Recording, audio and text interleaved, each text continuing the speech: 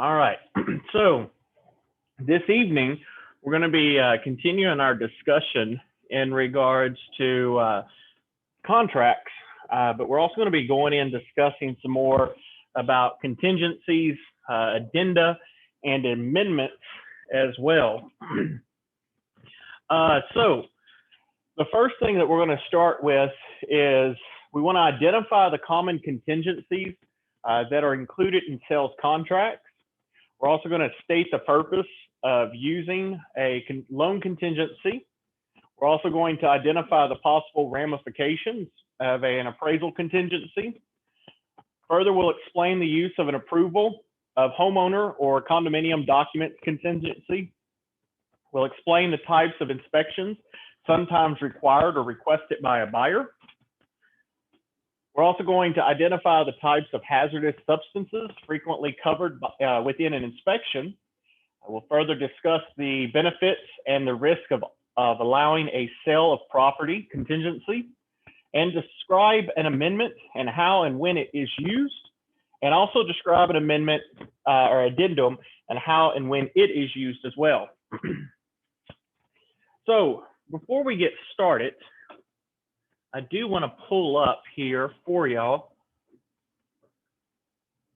Let me see here if it'll come up on that screen. There we go. All right. So what I want to pull up here is the contract, the 1 to 4 family.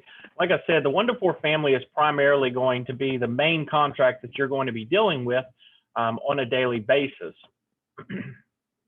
So let's pull that up real quick. So when we're talking about contingencies, some of the key things that we're going to be discussing here, of course, is we want to look through here and kind of go through it. Now, we're going to go through it today. We'll probably go through it tomorrow and continue throughout the rest of this class into the next class. But the reason we spend so much time on this contract is because of the fact is you're going to deal with this 99.99% of the time, okay? And it's going to be something that you need to be aware of so that you can end up having a working knowledge of it. So in this particular situation, as you can end up seeing here, like we said, at the beginning, we have our parties, we have our property, okay? But if you notice here, look at 2, how big 2 goes from here all the way down to here. All of this is basically discussing what exactly is going to end up going with the property. So, of course, land is going to transfer. Now, if you notice, A only deals with the land. It's not actually dealing with the house, okay? So when we're talking about this, A is only talking about the land that you see, that you walk on. Even though there's a house on it, what we're talking about is A is just the land, not the house. B is actually where they're talking about the house, okay? Where it says B, improvements, the house, the garage, and other fixtures and improvements attached to the above described real property, okay? So when we're dealing with this, A is the raw land, B is actually the house, and any items that are permanently installed or built in. Now, this is very key, okay? Anything that is listed in B must transfer. It must transfer. There are no options unless it's excluded down here in D, okay? So whatever is written in here, if it is if your client wants to take, say, for example, lighting fixtures, then if they're going to take it, they need to put it down in D that they're going to take it. Otherwise, everything that is in B and C is going to convey. It's going to go to the buyer, okay? So one of the key things when you're dealing with this is that we have to make certain, because if you notice here, this is kind of one of the biggest ones that I have that I deal with a lot, is that one right there, mirrors. Person goes down to at home or goes to another property place, a designer store, they buy a very fancy mirror, they put it in the bathroom, and they're under the assumption the seller is, I'm taking that with me. I spent a ton of money, I'm taking that thing with me. Well, what does it say up there, Wyatt? Does it go with the seller when they leave? No, stays with the property. So whatever sit or situated within B or C, it's going to the buyer, period, unless it is excluded in D. So whenever your clients are going through these things, you need to tell them, whatever is in B or C, these things convey unless you tell them otherwise. it's not down here, you ain't taking it with you, period. Okay? So it's imperative that you understand that. Now, this paragraph 3 here, this is basically your contingency. Okay? This is where we're talking about our financing contingency. So A, of course, is the total amount that they're going to put down in cash. Okay, they're actually going to put in cash. But B is the financing that they're going to get. And we're going to talk about these addendums in a little bit. But they have to meet certain requirements. One of the biggest things that you can do that can kill your deal, say, Colton, in this situation, that you go over and you decide that I'm going to go over and my client decides to tell me, how could we say this? My client ends up telling me that they're going to be closing on their property. You're representing, let's say Wyatt here. Let's just play this out, okay? You're representing Wyatt. Wyatt goes over and tells you, says, can I end up in this situation? Can I go buy a new vehicle? You want to buy a new race car, okay? But you're under contract. In this particular situation, Colton tells you, you do not need to be buying any property, anything that's a big cost. The reason being is, when we get to these addendums, okay, we get in third party, loan, seller financing, you cannot change your position financially, okay? So Colton goes over and he tells you, he says, don't be buying any cars or anything that goes on credit, because it's going to throw off your debt to income ratio. We'll talk about that later. So you go over and you say, okay, I'm not going to buy it. Well, if you buy it, you broke your contingency, because the contingency is you agree that you're not going to do any major purchases while you're currently under contract. Do you see what I'm saying here? Okay. So when we talk about contingencies, the client must not in any shape or form jeopardize their financing, because if they do, what ends up happening by them jeopardizing their financing, they end up jeopardizing this entire deal. Case in point, I had an agent that was on my team years and years ago, and he told his client, he said, you know, you need to don't do anything, don't buy anything, all of this. We always tell our clients that. Client goes over, his granddaughter graduated from college, went and co-signed on a car for his granddaughter. He's like, what's the harm of it? I'm co-signing for my granddaughter on a car. I'm not signing for it, I'm just co-signing. By him doing that, what ended up happening was he ended up creating an increase in his debt to income, threw off the entire transaction, and ended up getting him sued. So the key point in this situation, case in point, is that your clients do not need to be making any major purchases while they're under contract. It's a breach of their duty, can actually get them sued. Okay. So let me move this over for a minute. Let's go back to this part. Okay. Yes, sir. So is that because there would be like a liability towards the contract? So let's say this. You and me. Yeah. You're buying my house. Okay. You told me that you're buying my house and you're closing December 31st. I've already found a new house. I'm buying Garrett's house. Went and got my offer, but I'm waiting for you to close on mine so I can buy Garrett's. Okay. You go and get a new car because you bought a brand new car. Your debt is now higher than what it was, which throws everything off of proportion, which the bank now says you ain't getting the car. The house, because you bought the car. Because of that, you can't buy my house. Since you can't buy my house, and you have a duty to buy my house, now I can't buy Garrett's house.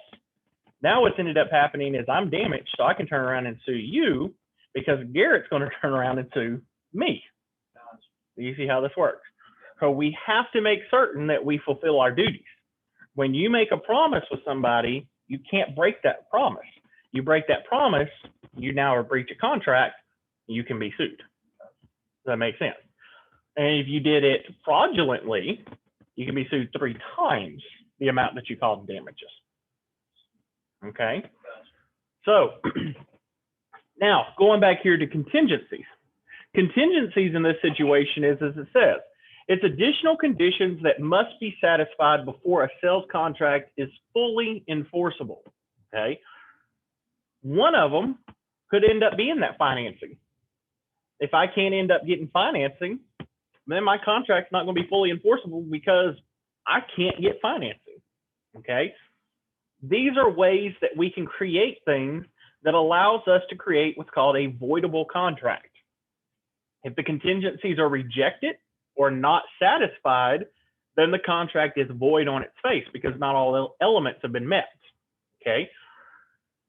So in this particular situation, there are multiple types of contingencies, okay, that can be created, multiple types of contingencies. You can have inspections, you can have financing, you can have sale of other property. There are many different types of contingencies that do get created. You just have to be aware of them, okay? Does everybody kind of understand that in here? Y'all good with that, okay? All right. Now, the elements for a contingency.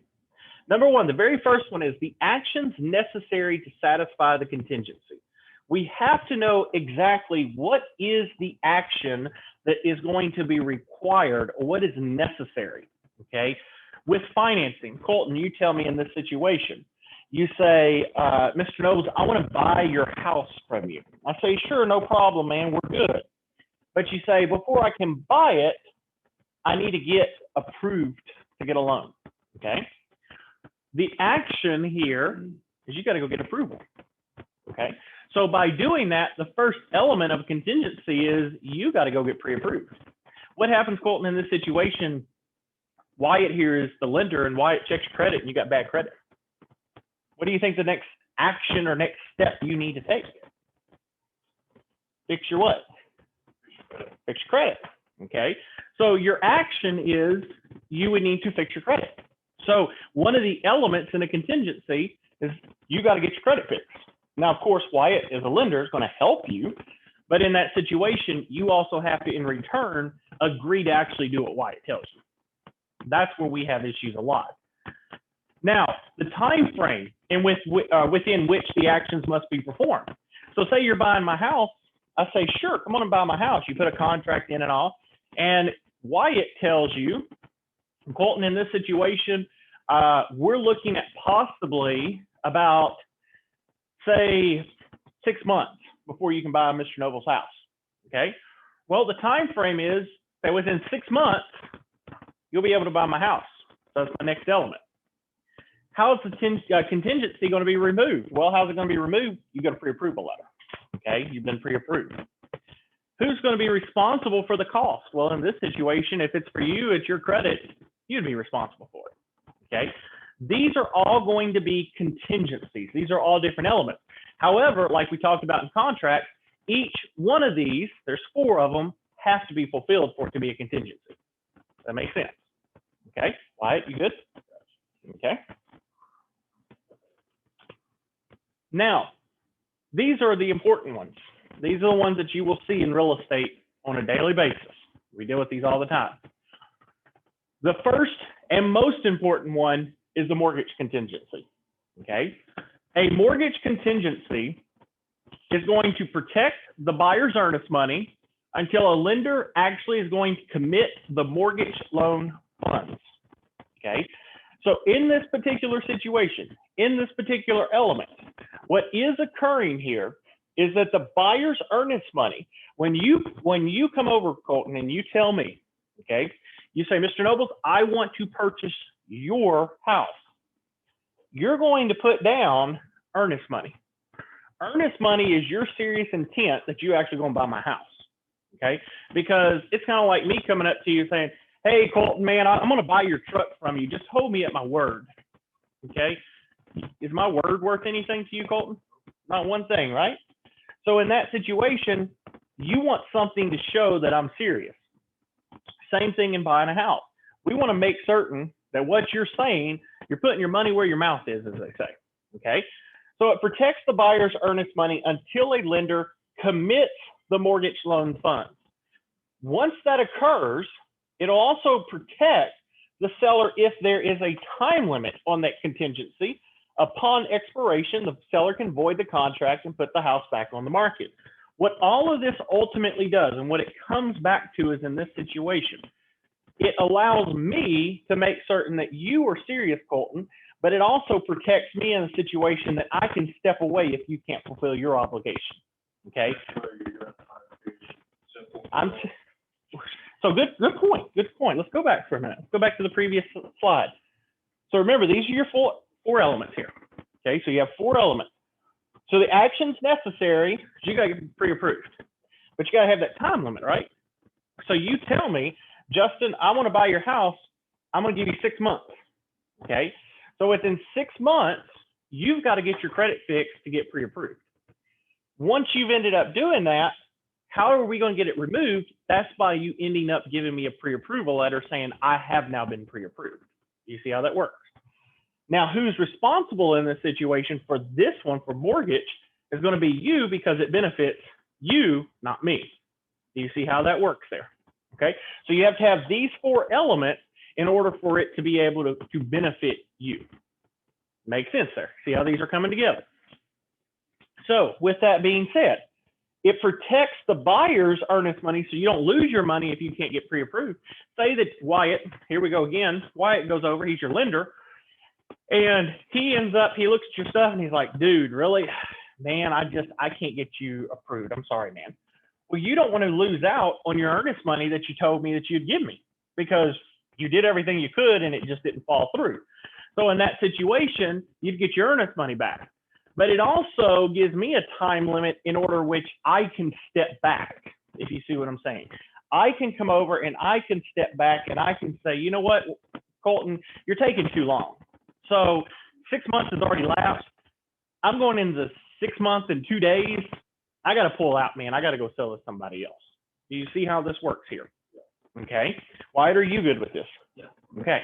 Everybody, if y'all are online, you got any messages again? Y'all know how to just speak up. Feel free to speak up here. All right.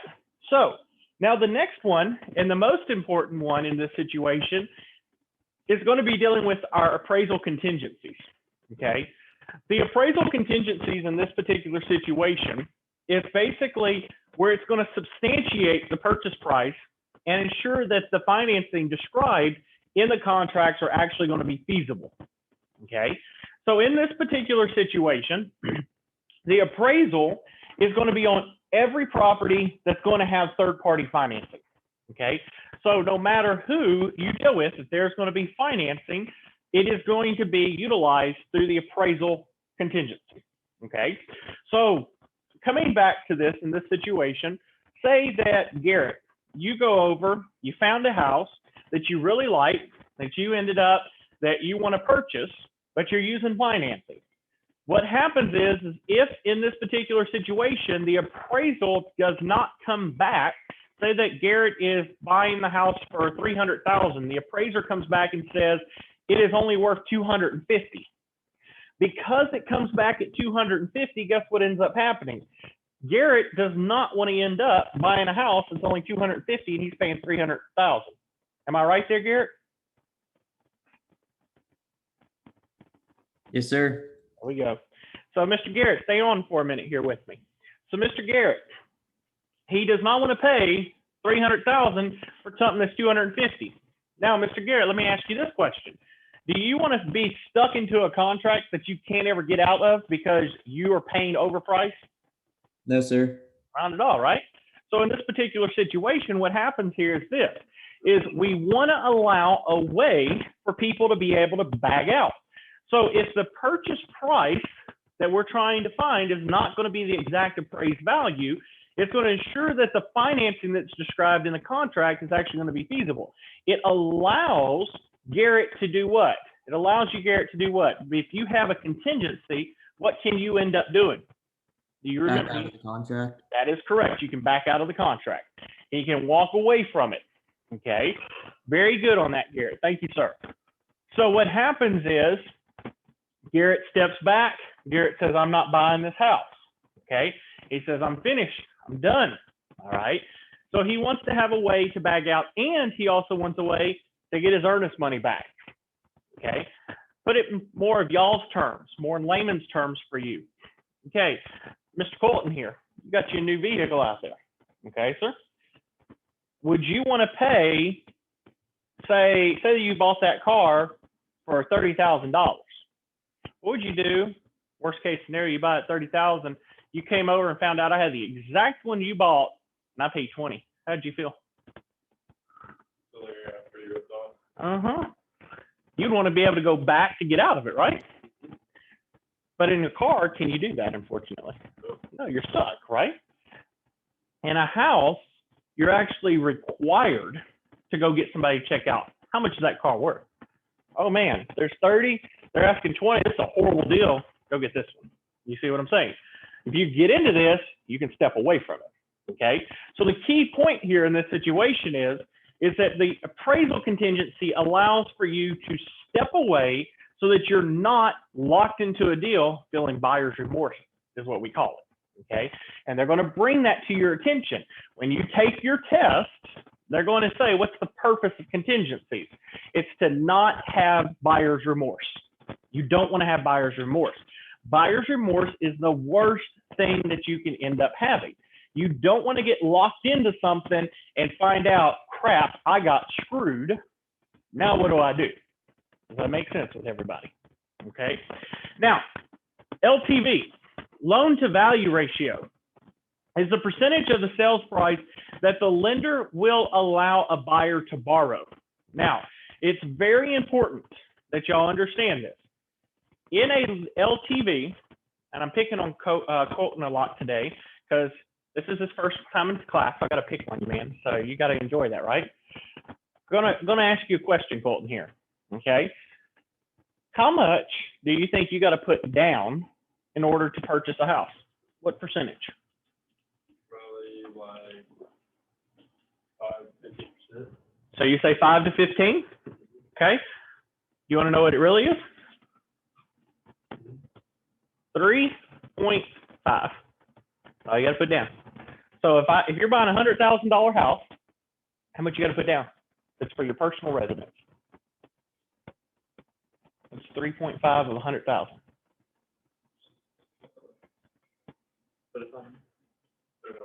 $3,500.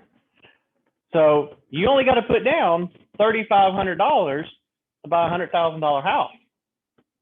That's not bad, right? What do you think? Pretty good. Miss Linda, Mr. Eugene, is that bad?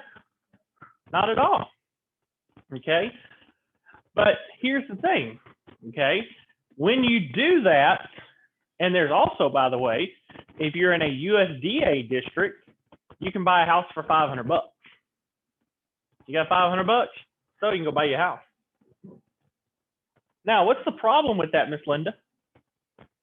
Say Colton has $500 here. Okay. Colton has $500. He's buying a house in the USDA district. Colton, how old are you? 19. Do we look at age at all when we're giving loans out? Can we look at age? No, we cannot look at age. To look for him purchase on? Yeah. No. So in this situation, here's the thing. Can Mr. Colton here, he could buy a house for $500, couldn't he? Yes, he could. Do you think that's a wise choice for Mr. Colton at 19 to be buying a house? Honestly? Be truthful. No, why? What's the problem, Mr. Eugene? Why are you shaking your head so much? And the mortgage have a higher rate, ain't you? Higher. It'll have higher interest, but here's the problem. Do you think he's going to be able to sustain a mortgage payment? I don't think so. Does he have the knowledge and the experience and all to handle all of that stuff right now? Not at the moment. Not that you're a bad person, Colton. What the thing is the fact is, it's not a wise idea to put somebody in that position that could end up being failed. You don't want to be set up for failure, right? Nobody wants to be set up for failure. So in this particular situation, we create this loan to value. And what that does, the LTV, is we look at your particular situation here, look at your portfolio, and we make a determination that we're only going to allow you, out of your monthly bills that you bring in, let's say you bring in $2,000 a month, okay? We're only going to allow you to spend 30% of that. That's it for your mortgage. Well, if I take 1,000 at 30%, how much is that, Colton? 30%. $300 times 2, because we're doing 2,000 a month. So it's how much? $600. Colton, how big of a house are you getting at $600? Not a big house at all. If you do, it's going to be really, really tiny, right? If that, maybe 700. Tiny home in a very bad part of town. Okay, you want to live there? Not at all, right? So the key thing in this situation is they put loan to values. Okay, we don't want to put a person in a home that they can't afford. So the LTV is basically your percentage of the sales price that the lender will allow the borrower to buy. What exactly are they going to be able to purchase? Now, another one is your title contingency. And a title contingency basically ensures that the purchaser receives clear title to the property. Okay? We want to make certain that in this particular situation, that say in this one, Keith, when he buys the property, Keith, you here tonight, sir? Yes, sir. Awesome. Can you stay on for me for just a minute, sir? Gotcha. All right, Mr. Keith. I'm getting a lot of feedback from you here. Let's see. Here we go. I'll get away from the speaker. All right. So, Mr. Keith, my question for you, sir, is that would you want to buy a house from Mr. Wyatt here, who ends up, we're not even certain that Mr. Wyatt owns the house. You want to buy that house from him? No. Not at all, right? No, sir. Because what's our problem if you buy that house? What happens, Mr. Keith? He doesn't own it. He doesn't own it. So if he don't own it, what could come out? What could happen? You could lose all your money, right? Yes, sir. And then you are not going to be happy, but Mr. Wyatt's going to be happy because he just walked away with your money, didn't he? Mm-hmm. Yes, sir. So there's a problem here. So in this particular situation, a title contingency makes certain that Wyatt is not just going around acting like he owns a piece of property. And I'm going to tell you a little secret here how Mr. Wyatt does this. So there's a deed out there. We'll talk about this more in another class. It's called a quitclaim deed. Okay. A quitclaim deed in this particular situation is Mr. Wyatt can actually sign a quitclaim deed to any property. Any property. Miss Linda, Wyatt could go over to your property and he could end up act like he is in your property, and he could sign over a deed to Mr. Keith, fill out your address and everything, put his name on it, sign over a quitclaim, give it to Mr. D, take the money and walk away. And guess what? He has violated no laws. No laws. Yeah. It's called a quitclaim deed. A quitclaim deed is utilized this way. Okay. Mr. Wyatt goes over.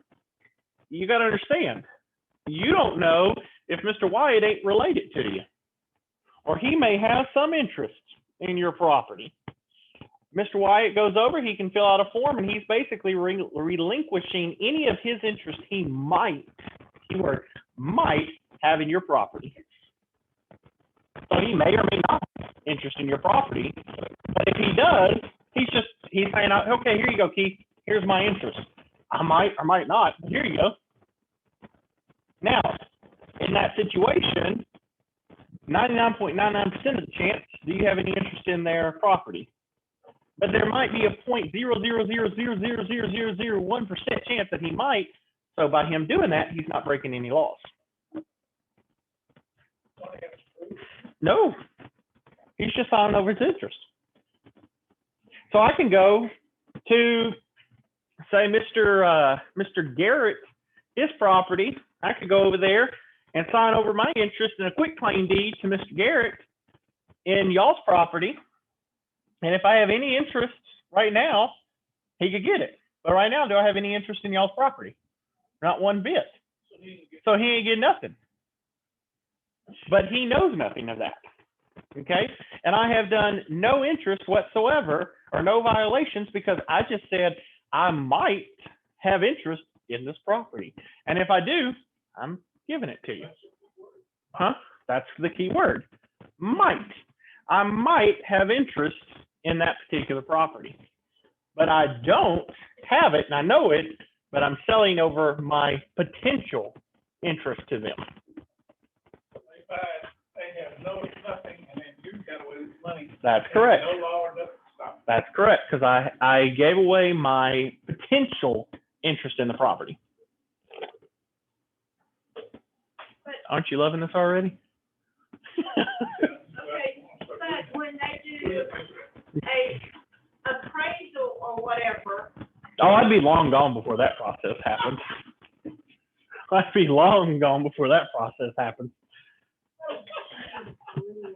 Miss Nobles, for those of you online, she's like, well, when they do the appraisal, I said, oh, no, I'd be long gone before that happened.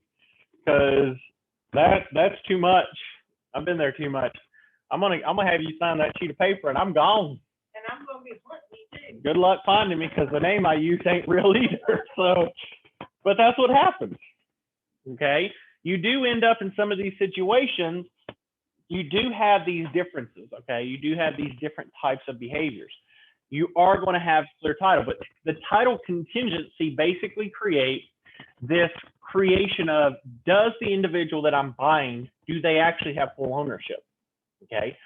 Another thing is, a lot of people get this confused. We go back to Colton, you're buying Wyatt's property. He might actually own his house. But what you don't know is, and he didn't disclose to you, he has a lien against this property from 10 years ago. You don't want to buy that property, because if you buy that property, what do you think happens to that lien? Who now owes it? It's going to you. A lien is a debt that's attached to that property. So say, for example, let's play this out here.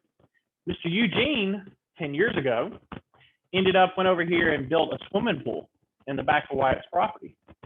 Wyatt ended up, after he finished, never paid Mr. Eugene. Now, can Mr. Eugene just go pick up a pool and take it with him, like repo a pool? No, it's stuck in the ground, right? So in this situation, Mr. Eugene has no option but to attach to his property for the debt. So Mr. Eugene puts a debt on his property and it's attached to it. Wyatt never pays it, but the moment he sells it, that debt has to be paid. Okay. And if he doesn't pay, or if he doesn't pay it, guess who gets to pay it? That's correct. Do you see how that works? So in that particular situation, when they do a title search, they don't look at just, does Wyatt have clear title? But the question is there any attachments that have been put on that title that he's not paid? Do you see how that works? Okay. So in that situation, a title contingency is going to ensure that you, in this situation, the purchaser, when you purchase it, you're actually getting clear title to the property, not encumbered property, which means there's an attachment to the property. Does that make sense? Okay. Now, an approval of homeowners or condominium association documents contingency may be mandated by state regulations.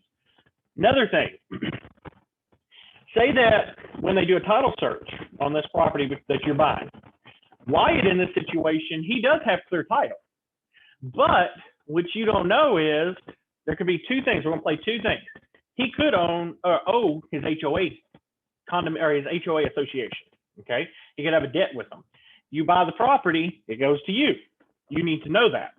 Another thing is, if the HOA is going to increase their expenses, say that you're buying a property and you're going to move into this property. Well, the reason you're buying it is because the HOA is $100 a year. So you're like, heck yeah, that's a steal. I'm going to go live here. What you don't know, had you not done a search, is that's going to go up to $1,200 a month in the next 6 months. Now, do you still want to buy that property? Not at all. So in that particular situation, that's where an HOA contingency allows you the opportunity to see, are we going to increase any expenses? And if so, do I still want to buy that property? Because I still have to pay my mortgage and interest here, but I also would have to pay this HOA. You see how those come together? Okay, y'all good? Okay. Now, inspections. These are the best ones. Inspection contingencies. So once you end up purchasing a property or put an offer, scratch that, put an offer in, you're going to do a home inspection. Now, what is the point, Mr. Eugene, of a home inspection? Why do we want to have a home inspection? Well, we don't want no damages to the structure, we don't want no leakage or holy roof or anything like that. Why would you not want a hole in the roof, or why wouldn't you want structural damage? That's good stuff, right, Colton? Like, you know, your house caving in, that's good, right? No? Miss Linda, right? Come on, right? Why wouldn't you want those things? Come on, Wyatt, right? You want a hole in the roof, right? Look at the natural light that you get. All that you put a hole up there, you get a bunch of natural light. There you go. So you said it does what? Keep going, Mr. Nobles. Well, I mean, it could be anything. I mean, what if there's termites? You don't want that. But they're pets. Not that. Free termites. They're pets. No, they're not. Okay. They're to destroy your house. Come on now, Colton. You would turn down a house over termites. I mean, think about all them free pets that you get in the walls. What about the cockroaches? You want those too, right? Man, y'all are some boring people in here. The key thing is yes, a home inspection does what? We want to make certain that there is a structure that's going to be sound. We don't want a structure that's going to end up in a situation that is going to be destructive, that's going to fall apart, that could have a fire hazard. We don't want any of those things. That's what a home inspection's for. Okay, so a home inspection allows us to go in and find these particular elements that are up here on the board. Okay, it allows you to see lead-based paint, termites, well and septic, underground storage tank. All of these are very important. Now, I want you to do something here for me. You ready?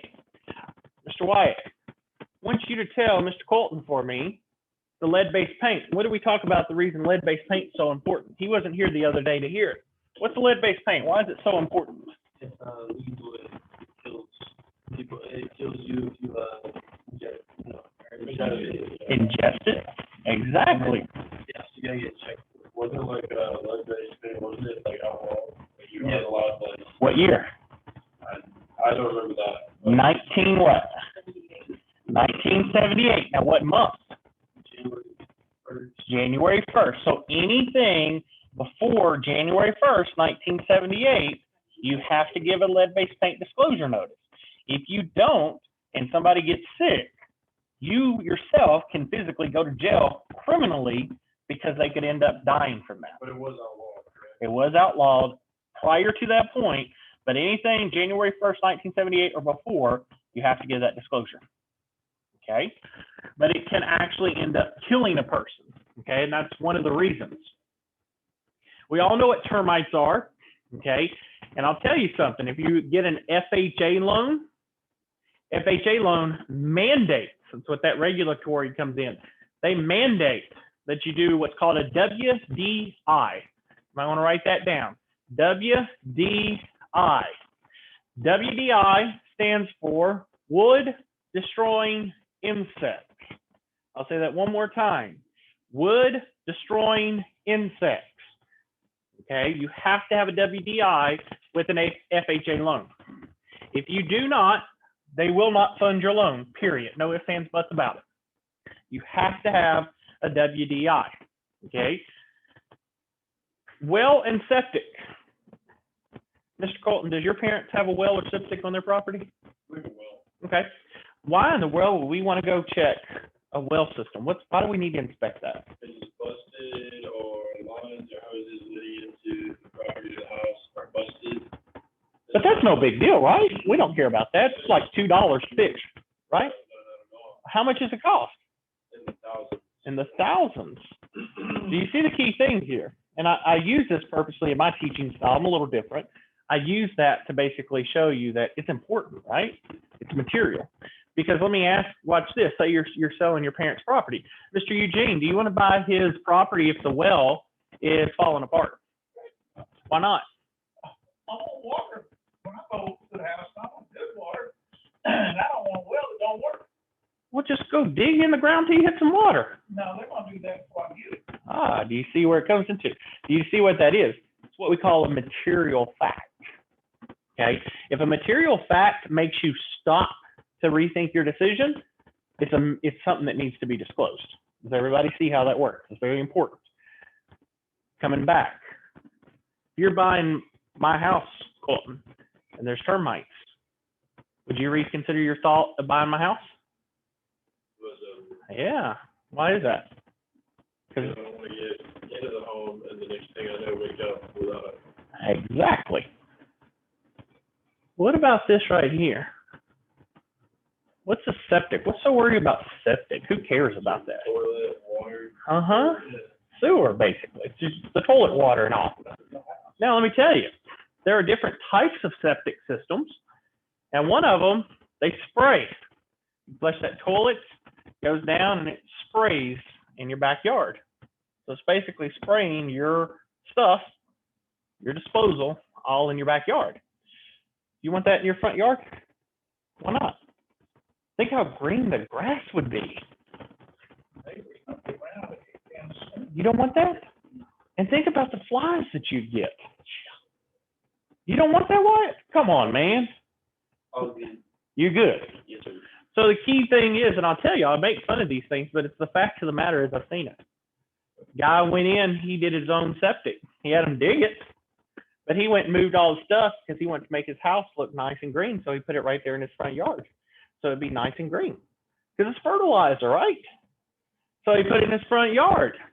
Had we not done an inspection, his kids, the purchaser, was going to actually have their children run around the front yard. They're going to play basketball, baseball, all that stuff, just right there in the front yard. I mean, you want your children running around where your sewage is basically going. Not at all, okay? Actually, when I was showing the house, that was one of the things that was sprinkling, like they were going off. And he's like, well, the kids could run around through here.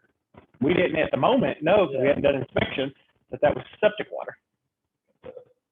Now, that's why you do inspections. See, what you all see when you start showing houses is it's not all HGTV perfect quality homes. You're going to see what actually happens and what people do. Guys, I have seen people take, I've seen more of this than anything else. I have seen people take electrical extension cords and they will plug in and they will run it up, put a hose through it and run it out to their other shed so their shed has power. Now, what's the problem with that, Colton? Weathering, causing fire. Yeah, And lots of stuff. a lot of dangerous stuff, right? So the key thing is in that situation, we do inspections because the fact is we want to make certain that these individuals actually have a house that we can go live in. Okay. Actually, I'll give you one last one that just happened the other day. Miss Linda, you didn't get to hear about this one because I got the text message and I was dealing with it. One of our agents, his girlfriend is living in a apartment, and she was in bed sleeping. And when that storm came through earlier this week or last week, whatever it was, Saturday or whatever, it was Saturday, actually, you're right. It was Saturday, the storm came through. She's sleeping and she starts hearing, she gets up, she walks around, and water had come down and was dripping onto her oven. What happens when you have one of those flat top ovens? They end up, that water kind of gets down into the elements and everything, and then they just almost caught a fire. He got up there and looked because he's a home inspector. He got up there and looked. Come to find out, some person, whoever dealt with it, had ended up, they, instead of actually fixing the roof, took some of that, what's that commercial, the one where he's like, put it on the bottom of the boat, you get in it, and you ride around, you know what I'm talking, Flex Seal, yeah. He put some Flex Seal up there to fix a hole in the roof, and it was just dropping all the way just down onto her deal. Almost caught a fire. That's why it's important that you do inspections. Because the fact is, if she not have heard that, me and him both talked about it, what would have happened? That thing could have caught a fire and killed her. And here's the worst part. Her kitchen was right by her door. She's on the second floor. She would not have made it out, period. Okay. Underground storage tanks. Okay. Very important here. The key thing on this one is in this situation, a lot of times people will put things underground. But what happens is when you put stuff underground, what happens to that material? Mr. Eugene, you deal with a lot of metal things and all. What happens eventually when you put metal underground? What eventually happens? Starts to rot. And as it rots, what happens? Well, if it's got anything in it, that comes out. Yeah. And let me ask you this question. What happens? Let's go back to Mr. Colton's well here.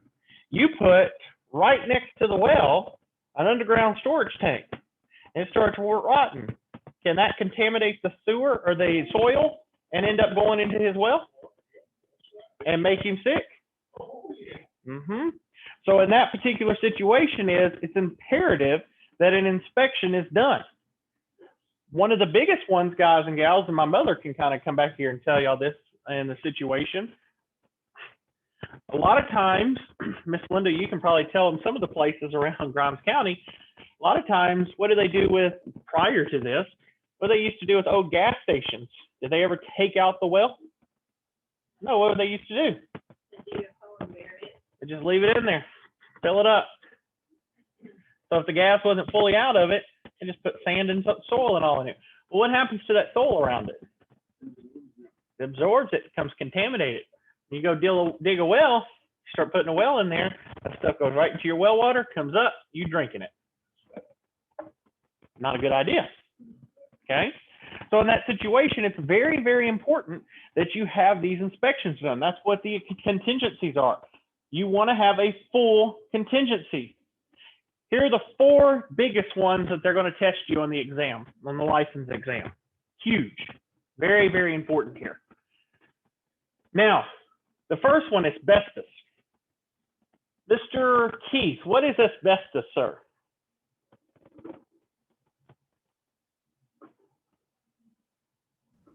Yes. Is that the I'm not exactly for sure. Is that the mold?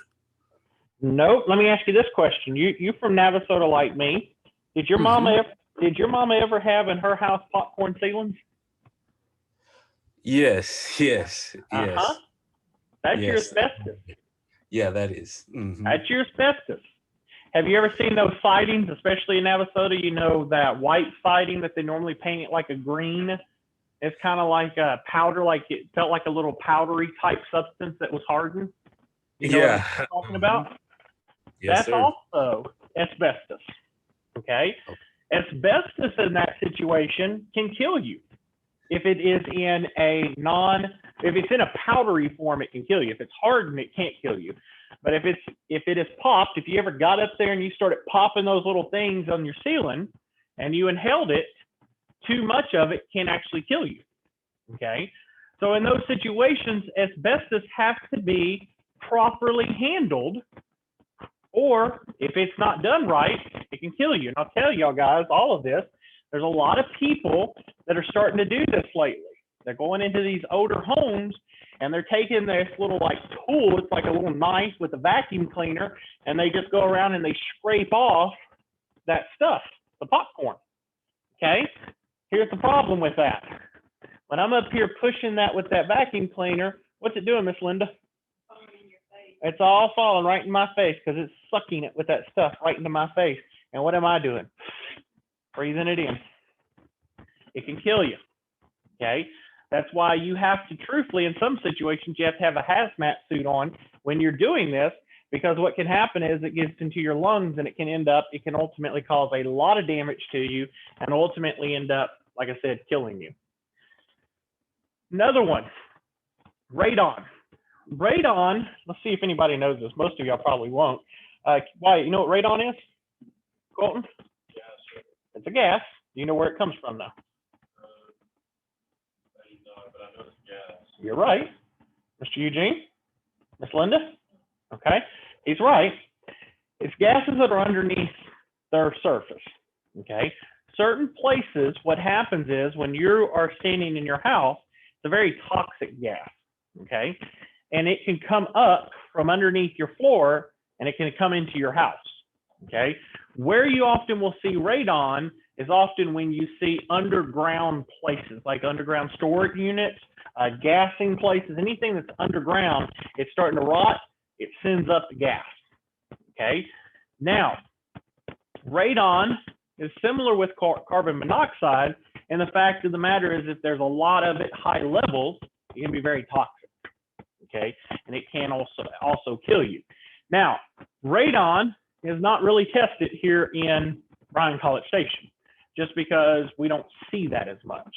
But as you go into more of your inner cities, you go into more of a place where there used to be a gas station, they tore it down and they built a high rise, you want to radon gas testing, because the fact is, was that unit actually removed? Otherwise, you might have radon underneath it. Carbon monoxide. Y'all understand what carbon monoxide is? What is mode? Miss Linda, what's mode?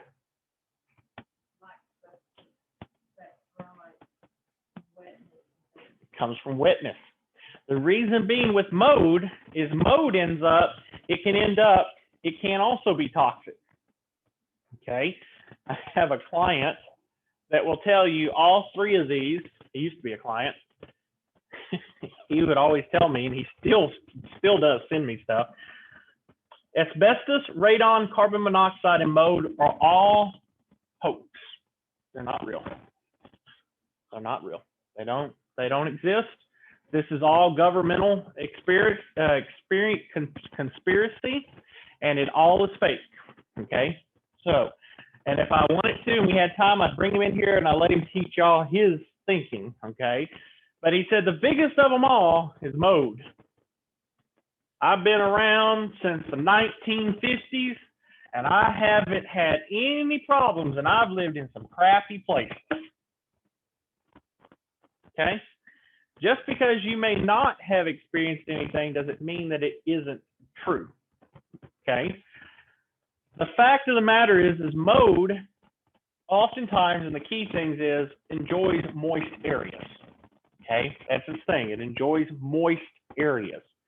So the fact of the matter is, if it is a cold environment and it is moist, you're going to see mode. Where are the prime locations you're going to see mode? In the restroom. Okay? And most of the time, by the toilet or by the shower. Okay? Colton and Wyatt, I'm going to ask y'all, did you, when you were younger, typical boys, did y'all used to get water on the floor and water on the sides or whatever when you took a shower? Yeah? What did Mama used to always say to y'all? Dry it up, right? Stop making a mess. Miss Linda, why do y'all say stuff like that?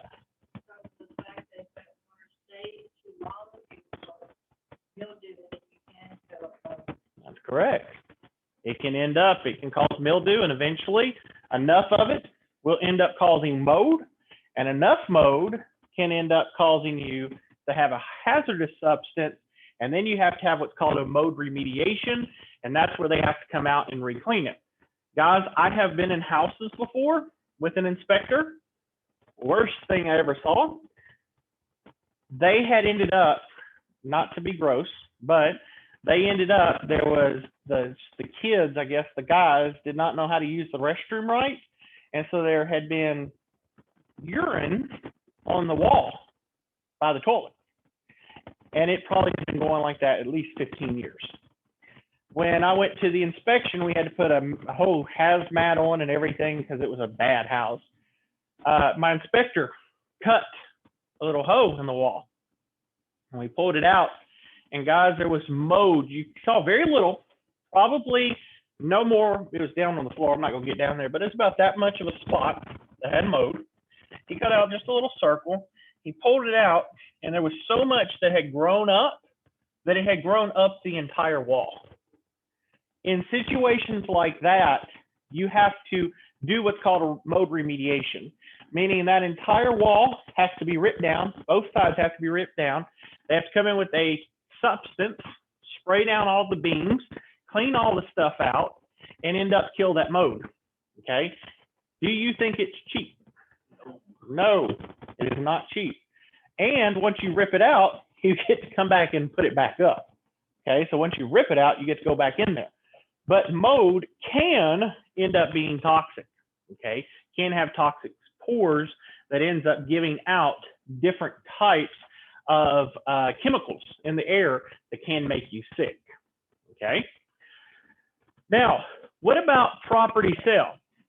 Property sale contingency is basically the buyer will buy if they can sell their current house. I'm in a situation right now.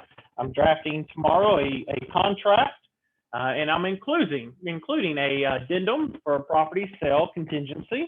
In my addendum, I'm going to basically state that my client's property needs to sell before my buyers are able to purchase the house. Okay. My buyers, and this is kind of where it's a good thing in this situation, my buyers are ending up, they are basically, because they need to sell their house quick to buy this house, they normally would probably get about $240, $250 for their house. They're at this point dropping it to $232 to sell the house, okay, which is a steal. That's why I tell people a lot of times it can be good and bad. If you are the seller of the house and the buyer submits this, what does that normally tell you? Well, think about it. If they've got to sell their property to buy yours, correct, are they going to be willing to take anything just to get their house sold so they can move into the other one? Yeah. Because if y'all were a little late, what did we talk about earlier? There's a what? You asked me earlier. There's a time limit, right? So they have to sell their house within this time limit, and if they don't sell it within the time limit, what ends up happening? That's right. So in that situation is, we have to make certain in this one that the buyers will buy if they can sell theirs. So the buyer wants to end up selling theirs so they can buy. Okay, that's the key thing. So there is, of course, however, in this contingency, the sellers might want a kick-out clause. Okay, and this is normally standard. What happens here is, let's play this out, Colton. Me and you, ready? All right. Colton, you are ending up, you're wanting to buy my house. Okay, but you tell me I need to sell my house first before I can buy yours. Okay. Mr. Eugene comes in, wants to buy your property. You're wanting to list it for $250. Mr. Eugene comes in at $240. Now you have 2 weeks to get everything squared away to buy my property. If you were ending up, actually, Miss Linda, if you are his agent, would you advise Mr. Colton to take the offer? Or would you advise him to just say, you know what, no big deal, we'll just keep looking? Would you advise him?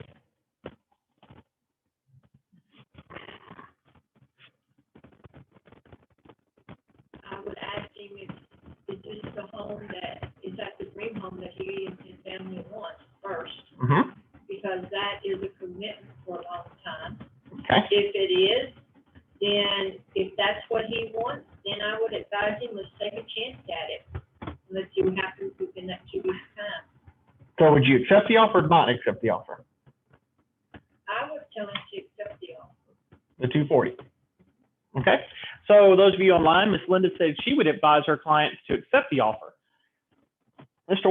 Colton, let me ask you.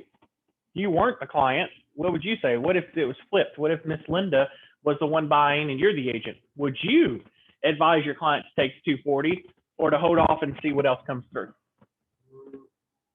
Depending on how much money they have to play with on the side of, like, the money that they're gonna make with the house that they're selling to buy the house they wanna buy, Mm-hmm. I'd probably tell them to hold off and wait a little bit longer. Okay. But probably see if they can sign something to have that buyer hold off, so that way, so it doesn't come up, they can buy the house. What if the buyer said, or the seller, I'm the seller here, I say, I'm not giving you any extensions. You have 2 weeks or I'm backing out because I got somebody else. What'd you do there? Well, then, I mean, mean, I'd hope that whoever else you have has a good offer that you want. Uh-huh. So you're gonna tell Miss Linda to accept my 240? I tell you, you get one shot at this. I'd accept, yeah. You accept? You know what the answer is?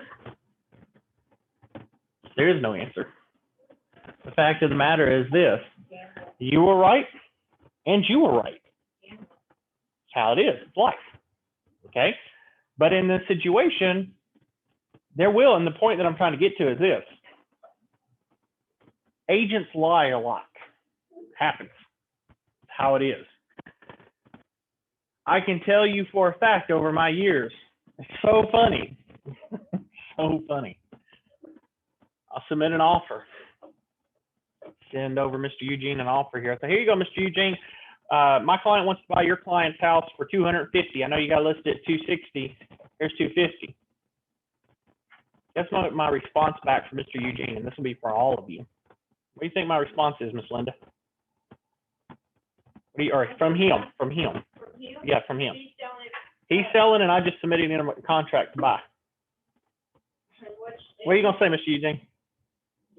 No, here's what. No, that's 260. But no, here's what's gonna happen. Here's what they actually say.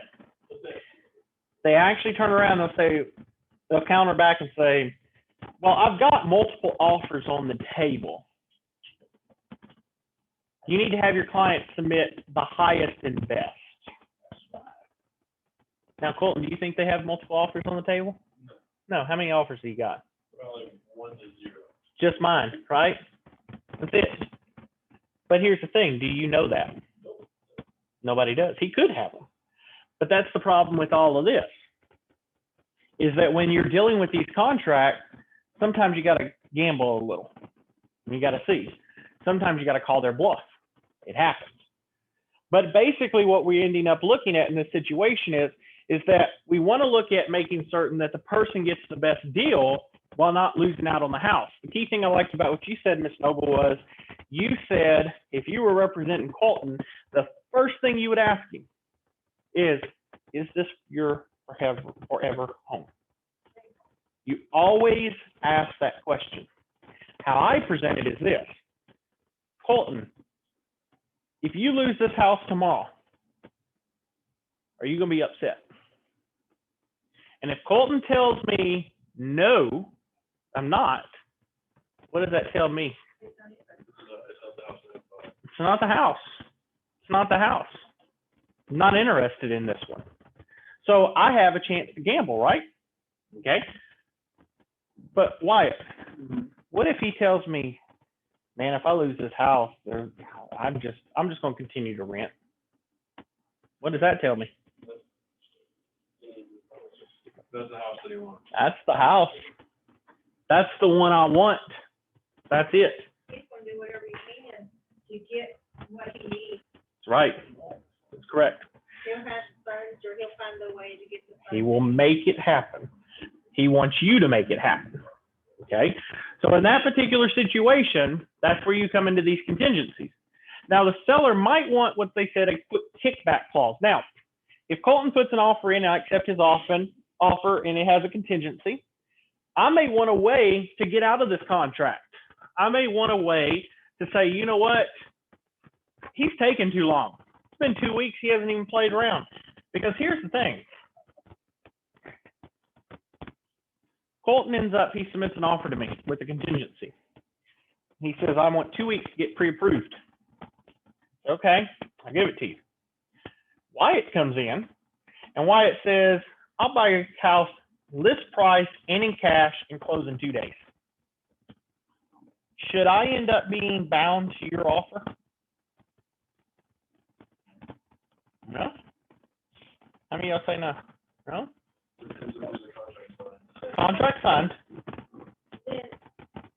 I have a contract signed with him. Oh, you have a contract signed? I'm signed with you. Then yes, you should, because you can sue if you bounce out of the contract. See, I like how y'all bouncing around, especially y'all three from the other day. You should stay with your answer, your original answer. Even if we have a contract signed, if I have a kick-out clause, it allows me to keep the house on the market And if the seller receives another offer, the original offeror, you, have a stated period to move forward with your contract or not. So what happens is, let's play this out. You submit a contract to me, okay? With a contingency, we signed. Both of us have signed, we're good, okay? So me and him have signed, we're all good here. He needs 2 weeks. Wyatt comes in, says, I'll pay you in cash, close in 2 days, exactly what you want it listed, and you submit it with me, say 2,000 less.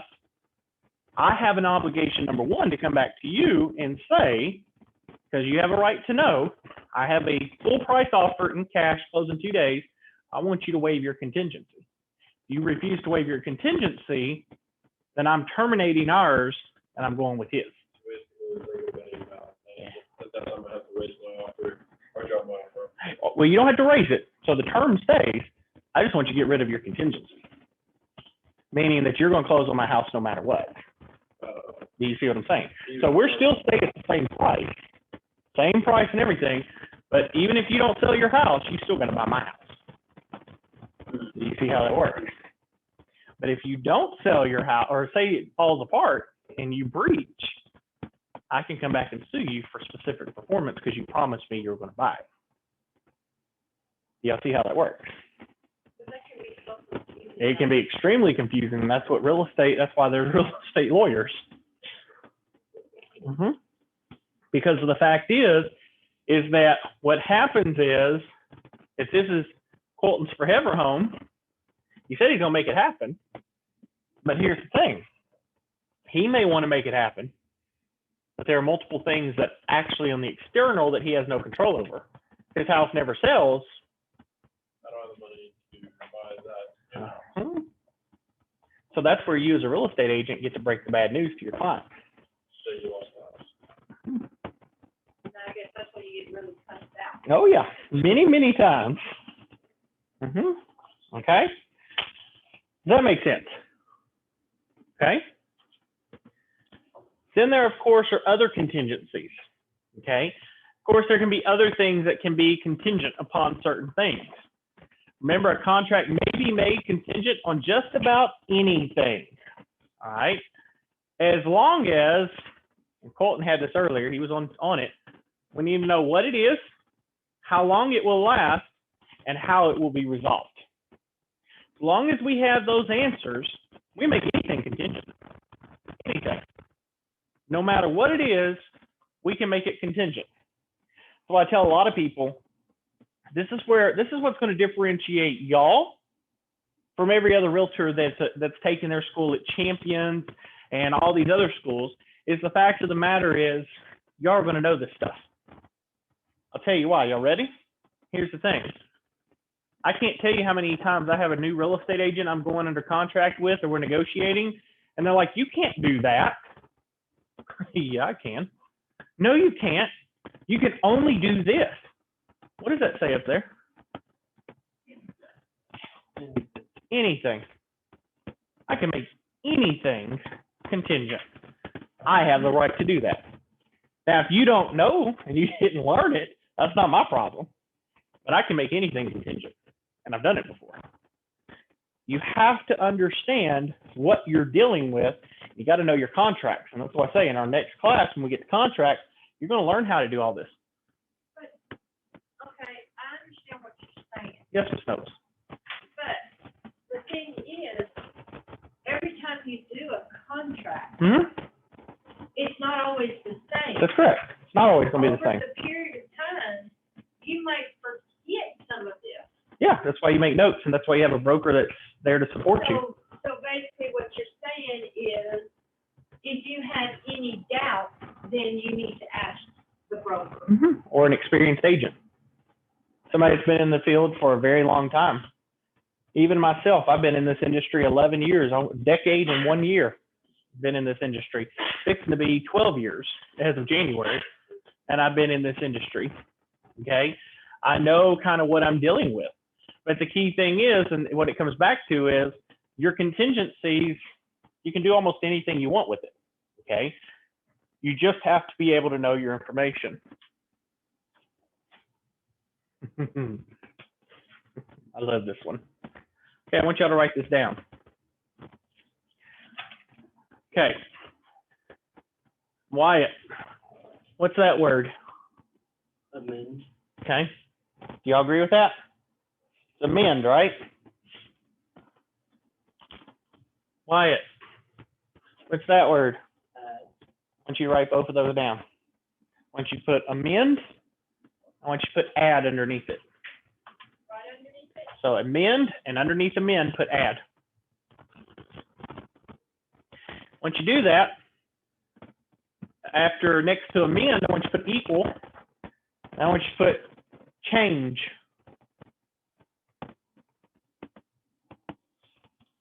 Under or next to add, I want you to equal sign. And I want you to put include. Okay.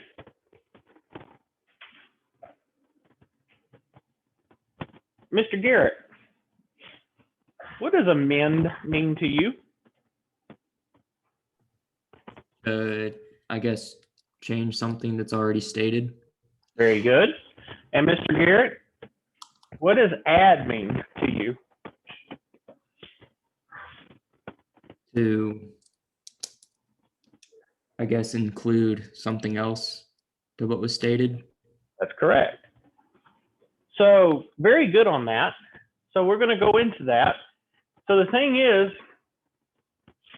changing something, like Mr. Garrett said, is in this situation. That means there must have already been there, right, for you to change it. So in this situation, Miss Linda, because you love this, she deals with all my contracts. She loves this. Miss Linda, question for you. Mr. Colton, he's a brand new real estate agent. Brand new. Just got his real estate license. He wrote up a contract, and Mr. Colton has gone over, and everybody signed all the contract. But you, as you were going through it for me before submitting to me for review, Mr. Colton goes over there and he's going through all of the stuff, or you're going through all of the stuff, and you noticed that Mr. Colton did not include in the exclusion that his client was going to take the chandelier in the kitchen. Mr. Colton's like, well, that's no big deal. I'll just go in there, grab that contract, and I'm just going to write on here, remove the chandelier. Is that valid? Why is it not valid? You have to have an addendum, or you have to have a change, a form What's that word at the top? amendment. Thank you. You have to have an amendment. Once all parties have signed the contract, there cannot be any changes to that contract, period. I'll say that again. Once a contract is fully executed and signed, you cannot change that contract by just writing on the contract. You do, and you're one of my agents, we're going to be having a talk, okay? The only way to change or modify the existing content of a contract is through an amendment. Had that issue before. Agent was like, oh, yeah, I need to do that. Send it over. You write anything on that contract after it's been sent over to the title company, you might as well just go write it on a piece of paper, crumble it up, and throw it in the garbage can. That ain't worth it. It ain't worth nothing. You want to change anything in regards to a contract, has to be on an amendment. And it must be signed by all parties.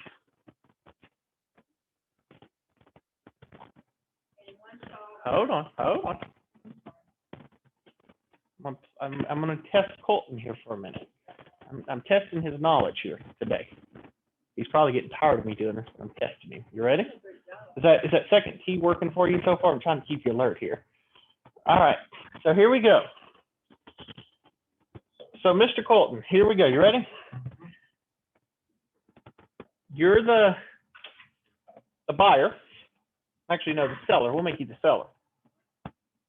You submitted a contract to Mr. Eugene. Y'all ended up signing on, submitting. You forgot in your contract that you were taking the chandelier. So you and Mr. Eugene talk. Mr. Eugene says, yeah, you take it. I don't care. I don't want it. I'm going to tear it down anyway. So Mr. Eugene drafts up a amendment, puts in there, seller to keep chandelier in kitchen. He signs it, sends it to you. You sign it, put it on your desk, and go out of town for your Christmas party. Okay? Is that a valid amendment? Why not? That should be whatever that is, obligated by the TRs. It is. It is. Oh, it is? It is. But here's the question. Hasn't been a while. You're close. How does he know that you signed it? I have to give it back to him? Ah, that's right. If you sign it, let's come back here for a minute. I like to, in my classes, I like to come around. So he ended up, you drafted it, you sign it, and you said it right here. How does he know you signed it? Well, I'd have to give it back to him, but before I did that, I probably need to make a copy of it, so that way I wouldn't have a copy. Very good. So you need to make a copy, and then you need to notify him by sending him a copy back. So what can you do? What do you do after he's given it back to you? Where does it need to go? Yes, and where do you send that to?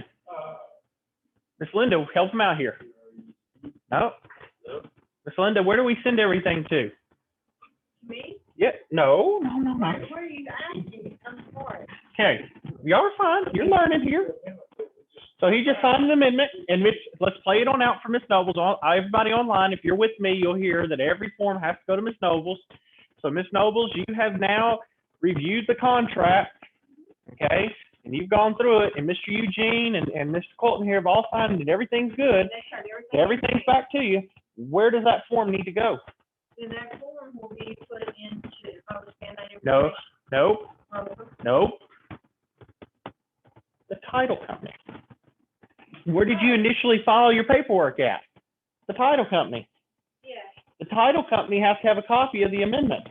right. Who also needs a copy of that? The lender. You have a lender, the lender needs a copy. See, here's the thing, we're going to talk about this in a minute, or not tonight, but in another class, is third parties. See, that's what happens is third parties get lost a lot in this whole situation. The lenders, the title companies, all of them end up getting kind of lost, okay? They end up getting lost in the whole situation because people don't think about those people, okay? Colton signs it, you signed it, now you give it to Miss Linda. Miss Linda normally would have checked, and she has been off this week, so she's tired. I give her a chance. But Miss Linda normally would have gone through and made sure, has this been sent to the title? Has this been sent to the lender? Does the broker have a copy of this? She'd be checking all those things to make certain that everybody has been notified. Because here's the thing, even if Colton and Mr. Eugene signed an amendment, and it goes and sits on Mr. Eugene's desk, it's just as worthless as if it was sitting on Colton's desk. Because the fact of the matter is, title company sitting over here going, what are you talking about? We don't know anything. And the lender's over here saying, what are you talking about, the $5,000 concessions? We have no idea of that. So again, you have to not only, if you want to add to the second bullet, it must be signed by all parties, but it also must be sent to the title company, and it also must be sent to the lender. Yes, sir. So what do you do if, like, let's say that the seller, you want something out of your house, and so the buyer then sends over that paper, you sign it, you get your stuff, and then you make a copy of it, and back to over, send it back to over, and then they don't ever return it. So that's why, did you hear what you said just a little bit earlier when I first came back over here? What'd you say? I said, what are you going to do after you sign that paper? What did you tell me? Nope, before that. There you go. So you, to cover your own self, should do what? send it to title company as well. It's better for it to be sent twice than never. Do you see what I'm saying? Very good that you called onto that, because not many people ever say that to make a copy. They just don't think about that. That's the reason I have a office manager that double checks all that stuff. But in the situation is most people don't think of that. Do you see what I'm saying? You always want to make a copy of it and send it yourself, just so you cover your bases. Okay? Because I've had that issue before in the situation where the buyer does all the stuff, like I said earlier, and there it is sitting on Mr. Eugene's desk. We go to title, and I've had this happen before. I sit down at the title at the deal, and I'm sitting here with my client and all, and I'm going through stuff, and I'm like, hey, didn't y'all agree to a $5,000 concessions here? Well, yeah, I thought we had. Well, did you send it to title? Oh, I was supposed to do that? Not acceptable, okay? Well, it's not too late. You're just going to be, you might end up delaying your closing, because if there's going to be any changes in the monies, it can delay it up to 3 days. So you may have everybody sitting down at the table, and now all of a sudden, there's no closing, because the fact is, the agent didn't submit the paperwork. I've had that happen before. Sat down, my client came in from Austin, we sat down at the table, did all the stuff, and the buyer's agent did not submit the paperwork. $5,000 in concessions. We had to redo all the paperwork and wait 3 days to come back to close. My client was livid. That's why I come back to that situation. Even though you're not representing the buyer, you need to still go for yours so your client doesn't get upset. That makes sense. Okay? Mr. What I see a lot is that sometimes agents go ahead and they sign one section, but they do not send it back, showing that the other person has initialed or signed. And the office needs both signatures. That's right. A contract is not going to be classified as fully executed, like we talked from the very beginning of this class.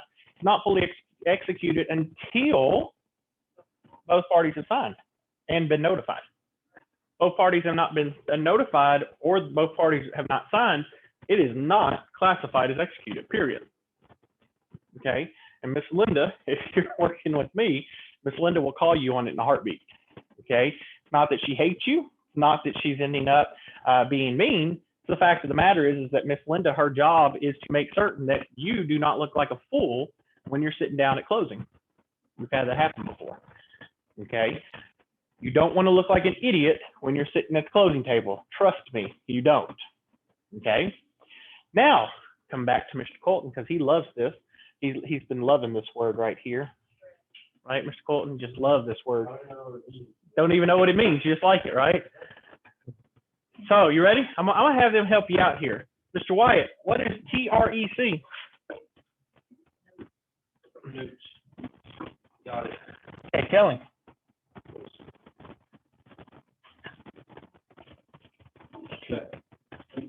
He got it, but we got to wait here. Let's see here. Got to give you a hard time, Wyatt. Texas Real Estate Come on. License Act. No, that's Trela. What's the other one? Oh, wait, that was Shailen. I got three others in Texas real estate, but I don't know what EC means. Yeah, go ahead now. I don't have it highlighted. Texas Real Estate Commission. There you go, Stephen. Texas Real Estate Commission. Okay. So the Texas Real Estate Commission promulgates. What's promulgate mean, Colton? Now it's highlighted. This is a big word. It's a big word. Can you say standardized? That's it. So what does that say right there? What's that bullet 3 say? What's it say? And then use what I just told you. What's the rest of that say? And who is the TREC? Commission. Be careful there, because they will actually use the word committee and it's incorrect. So Texas Real Estate Commission, and this means standardized. Good? Yeah. Exactly. And as you go listen through all the courses, the ones that I've had, you'll see that they love to have a lot of words for the same thing. So you'll see like a seller has 5 different meanings for the word seller. But So why would they do that? Yeah, what's the reason, Stefan? Yeah, let's get a bunch of stuff to throw you off quickly as possible. Yeah, in the real world, we say seller. We don't say offeror, offeree, and all this stuff. We just say seller, but they want to confuse you on the test. So the form that you use to amend the contract is what?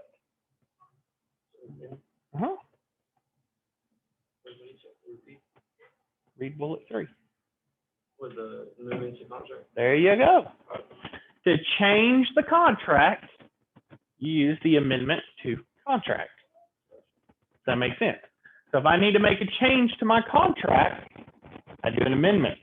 But let me test you to see if you've been listening. Mr. Garrett, you listening, sir? Yes, sir. Okay, question for you. If I have a contract with you, sir. So me and you are here, we're negotiating, and I say, Garrett, I like everything you put in your offer, except I want to move the closing date to, say, for example, you have the 20th and I wanted to close on the 30th, okay? Okay. Do I need an amendment if we have not yet fully signed the contract? No, sir. Why not? Because there isn't did you say the first date was the 21st? I said 20th, you want to close on the 20th and I want to close on the 30th. Because it isn't written down in the contract yet and signed that it's closing on the 20th? That's correct. It's not fully executed. Very good job there, by the way.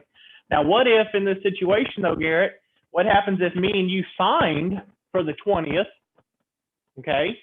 And then after the fact, I say, well, crap, I need to actually close on the 31st. Now, how do I change it?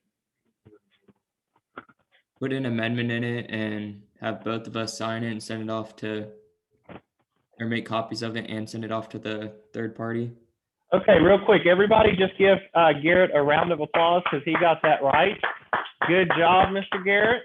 100%. Great work. So the key thing in that situation is if it has been fully executed, then in that particular situation, then you have to use an amendment to change the contract. Does that make sense to everybody? Okay. Now, the next thing that we want to do is what we call an addendum. Now, Mr. Wyatt, what did I say addendum is for? To add. So when I fill out a contract, Mr. Grossman, I'm going to need your assistance here, sir. When I fill out a contract, Mr. Grossman, am I ever going to need to add something to a contract? What was that? All the time. What would I want to add to a contract, Mr. Grossman? You agree upon something and you need to add something in To my contract? the contract.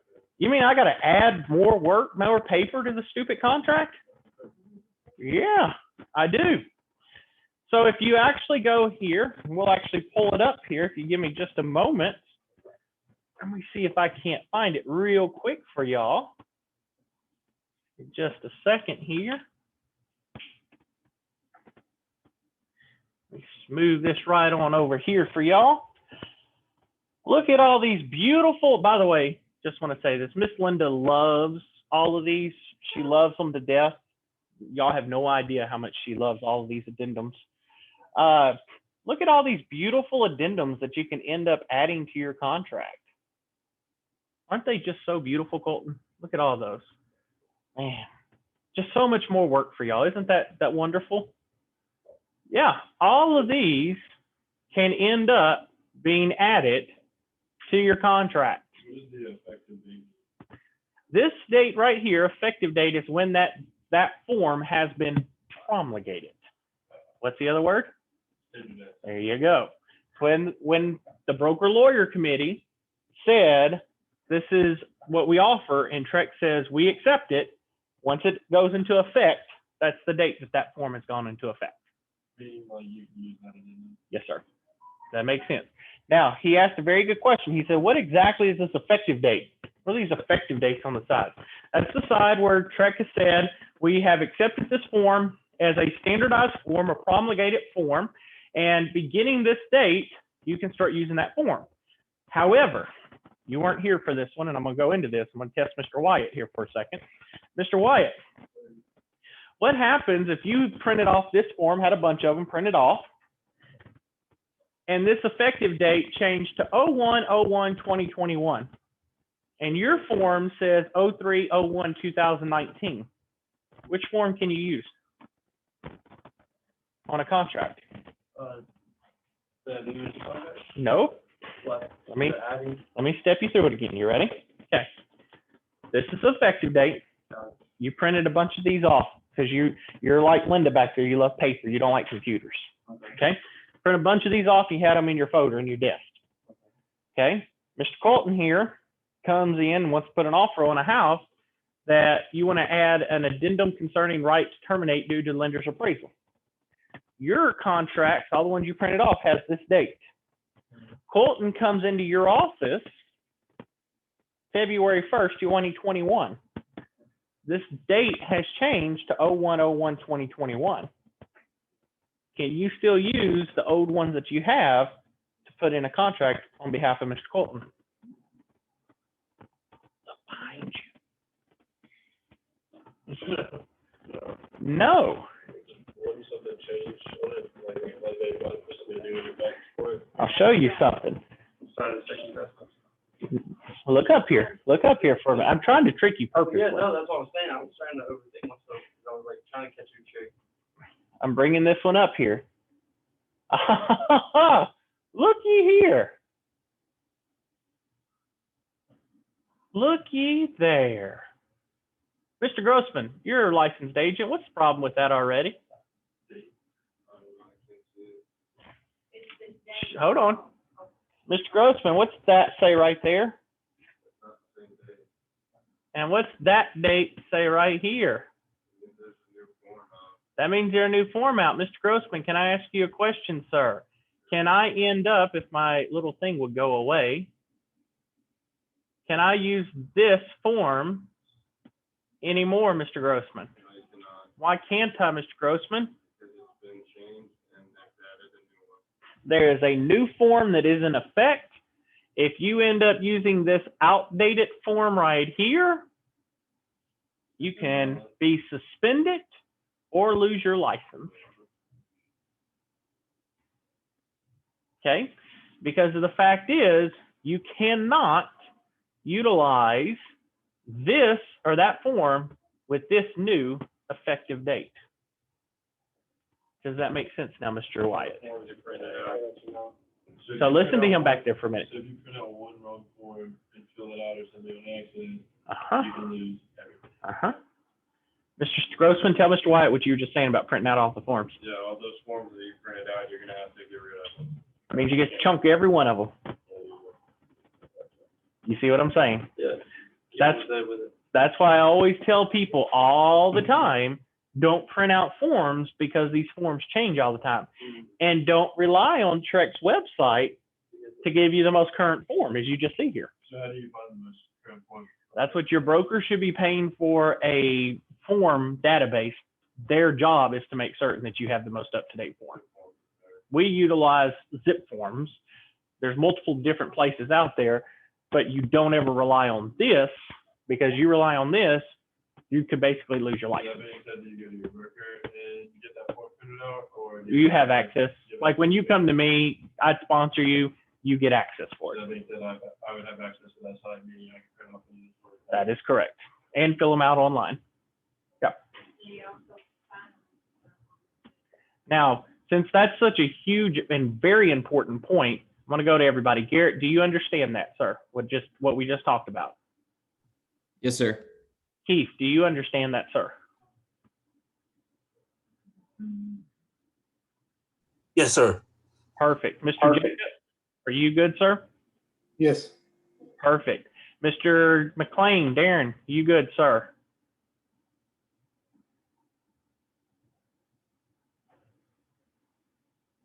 I'll make sure I got everybody.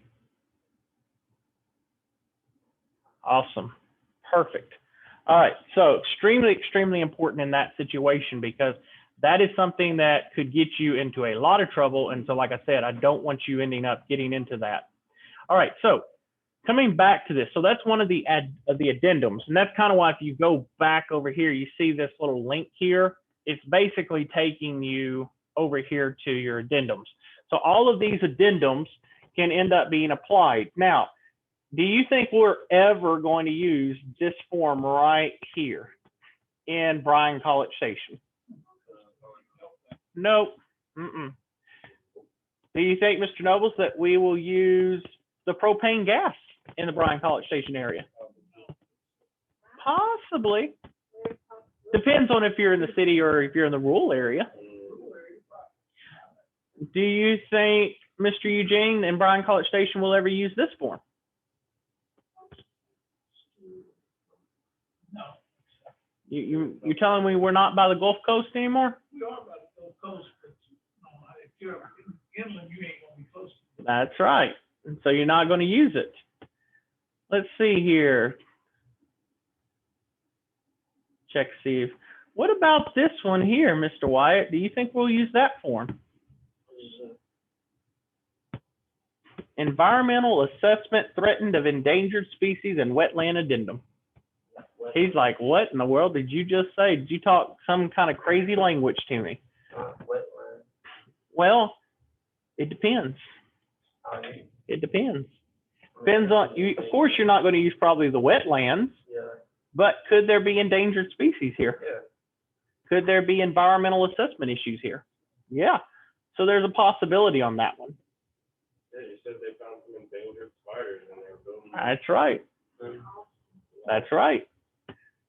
So again, there are different ones. Here's your seller financing addendum. The person, your client, ever wants to do seller financing, here's an addendum for that. I'm going to tell you something on this situation. Okay. This one right here, extremely important. If your client ever, and this is kind of a sidebar situation, if your client ever says, say, let's do this, Mr. Eugene, Mr. Jacob came to you and said, Mr. Eugene, I want you to sell my home, and I'm going to do seller financing. And I want you to go over and do the paperwork for me on the seller financing. Okay? What do you do, Mr. Eugene? Go see a lawyer. Ah, exactly right. You would fill this out, of course, but the key thing is in this situation is if Mr. Jacob is going to sell his house and have seller financing, it is most important that this form needs to be reviewed by an attorney before it's even completed by anybody, period. And I normally tell my clients when I have that option and somebody wants to do seller financing, I don't even really like to complete this form. I actually have an attorney on retainer. I say, you need to go speak to my attorney. My attorney will handle the situation for you. But again, it is best that an attorney is advised before you ever do any type of seller financing, period. Because what happens is if you do something wrong, you could cost your client thousands and thousands and thousands of dollars, and you don't want to be in trouble with that. Does that make sense? So while this is good, you need to still have an attorney draft it. Don't go around and say, I can do the paperwork, I can do the paperwork. No, that's not how this works. Okay? Need to be aware of it. Now, again, that is primarily the addendums. Like I said, all of these things are available online. Y'all can all go in there if you want it to look. But we're actually going to go through majority of these in the next class. Okay. Let me see here. Let me see real quick. I think that's our last one. Yes, that is our last one for this evening. All right. So with that being said, that basically takes care of everything on that. I want to go ahead and stop our sharing here. So give me just a second here.